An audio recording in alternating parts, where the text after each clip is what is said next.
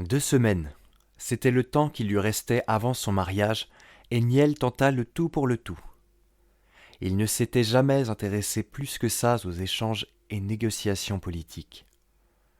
Il s'était toujours dit que sa sœur, puis plus tard son beau-frère, aurait la charge de tout ça. Son rôle à lui se cantonnait à l'administration de l'archipel d'Erythéria. Il s'habilla de manière à assister au conseil du matin auquel il n'assistait jamais. Quelque peu nerveux, il se dirigea vers la salle du conseil.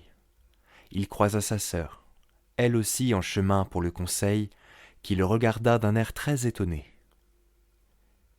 Niel lui expliqua qu'avec l'approche de son mariage, il sentait le poids des responsabilités peser sur ses épaules et qu'il souhaitait prendre un peu plus part à la vie politique du royaume.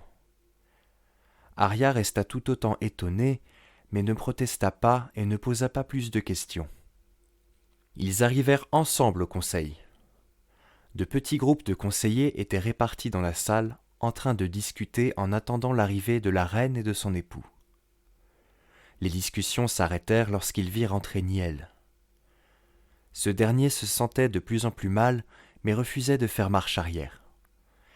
Il annonça à l'assemblée la même chose qu'à sa sœur. Et les discussions reprirent.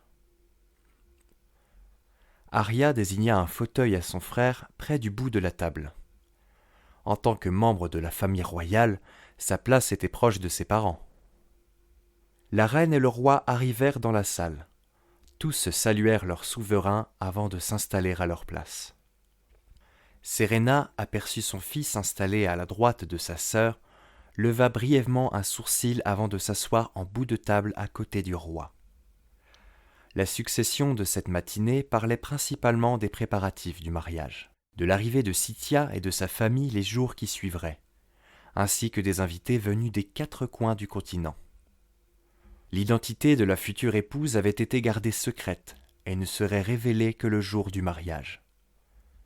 Serena envisageait de profiter de l'occasion pour tenter d'unifier le continent et d'enfin enterrer la hache de guerre. Un pari risqué, mais qui leur permettrait peut-être d'éviter la catastrophe. Le conseil toucha à sa fin. Niel écouta tout du long ne sachant quoi dire. Mais, en son fort intérieur, il était fier d'avoir assisté à son premier conseil et s'en voulait un peu de ne pas y être intéressé plus tôt. Il comptait bien se rattraper. L'ensemble des conseillers se levèrent et quittèrent la salle.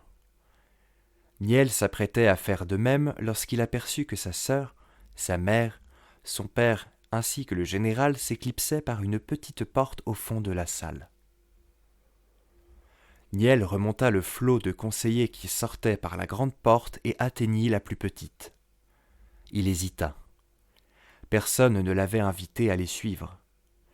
Puis il réfléchit.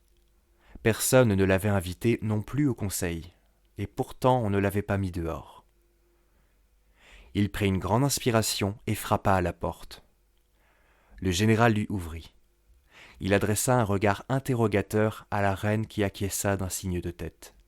Niel entra et s'installa autour de la table plus petite.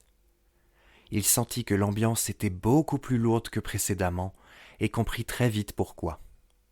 Les forces Promacelli étaient à présent à Esquiae, aux portes du royaume.